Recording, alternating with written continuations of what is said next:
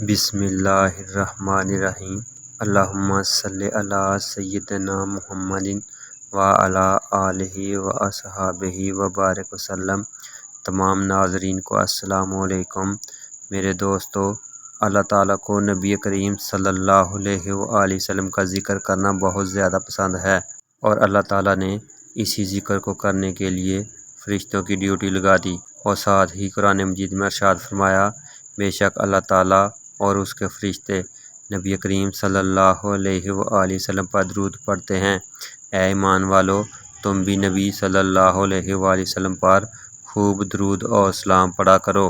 میرے عزیزو، اللہ تعالیٰ کے اس پسندیدہ ذکر کی بہت زیادہ فضائل و برکات ہیں، جن میں سے میں آپ آج کو ایک درود پاک کی فضیلت کا واقعہ بتانے جا رہا ہوں، جس میں آپ کو معلوم ہوگا کہ کس طرح درود پاک پڑھنے والے کی غربت، فقر اور مفلسی اللہ تعالیٰ نے ختم کر دی، اور درود پاک کی برکت سے اللہ تعالیٰ نے اس کو مالا مال کر دیا۔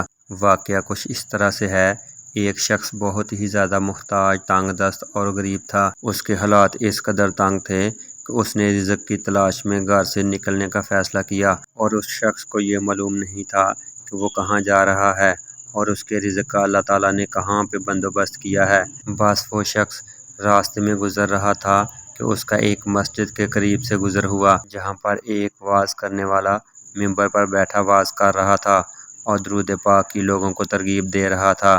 بس وہ فقیر شخص وہیں پہ کھڑا ہوا اور اس نے اس وعظ کرنے والے کی تقریر سننا شروع کر دی، جو کہہ رہا تھا کہ جو شخص محمد صلی اللہ علیہ وآلہ وسلم اور ان کی آل پر درود بھیجتا ہے اور اس میں کوئی کوتاہی نہیں کرتا، تو اللہ تعالیٰ اس کی تنگ دستی کو دور کر دیتا ہے اور اس کو وہاں سے رزق دیتا ہے جہاں سے اس نے کبھی سوچا نہ ہو۔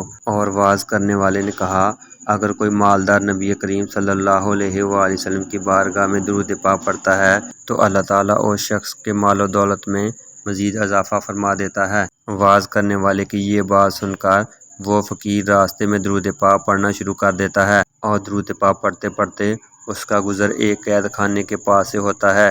جیسے ہی وہ قید خانے کے پاس سے گزرتا ہے تو اس کا پاؤں ایک پتھر کے ساتھ ٹکرا جاتا ہے۔ جیسے ہی وہ پتھر کے ساتھ ٹکراتا ہے تو پتھر کے ساتھ ٹکرانے کی وجہ سے وہ پتھر ایک طرف کھسک جاتا ہے، اور پتھر کھسکنے کی وجہ سے اس کے نیچے ایک برتن نظر آتا ہے جو سونے اور اشرفیوں سے بھرا ہوتا ہے۔ وہ آدمی اس برتن کو نہیں اٹھاتا اور کہتا ہے کہ اللہ تعالیٰ نے وعدہ کیا ہے کہ میرا رزق آسمان سے آئے گا، بس میں اس میں سے کچھ نہیں اٹھاؤں گا۔ چنانچہ اس نے پتھر دوبارہ اسی جگہ پر رکھ دیا اور گھر واپس آ گیا، اور گھر آ کر پورا واقعہ اپنی بیوی کو سنایا، اور یہی واقعہ اس کا یہودی پڑوسی چھت کے اوپر سے سن رہا تھا، جو کہ اس کا دشمن بھی تھا۔ وہ یہودی جلدی سے چھت سے نیچے اترا اور اس قید خانے کی طرف تیزی سے گیا اور اس برتن کو گھر لے آیا۔ جب اس نے اس برتن کو کھول کر دیکھا تو اس میں سانپ اور بچھو بھرے ہوئے تھے۔ یہ دیکھ کر وہ اپنے گھر والوں سے کہنے لگا، یہ مسلمان ہمارا پکا دشمن ہے۔ جب میں چھت پر تھا تو اسے معلوم تھا کہ میں وہاں ہوں، بس اس نے اس طرح کی باتیں کی تاکہ میں لالچ میں آ کر اس برتن کو اٹھا کر گھر لے آؤں اور اسے کھولوں تاکہ سانپ بچھو ہمیں ڈس لیں۔ خیر، اگر ایسا ہے تو میں اس برتن کو چھت پر لے جاتا ہوں اور سوراخ سے اس کے سر پر ڈال دیتا ہوں تاکہ یہ مر جائے، کیونکہ یہ ہمیں نقصان پہنچانا چاہتا تھا، اب یہ خود نقصان اٹھائے گا۔ پس وہ یہودی یہ کہتا ہوا چھت کے اوپر آیا اور اس نے دیکھا فقیر اور اس کی بیوی بلند آواز سے آپس میں باتیں کر رہے ہیں۔ اس کی بیوی کہہ رہی تھی، ایسا ہو ہی نہیں سکتا کہ تم سونے سے بھرا ہوا برتن پاؤ اور اسے چھوڑ کر آ جاؤ اور ہم اپنی زندگی فقر و تنگ دستی میں گزارتے رہیں۔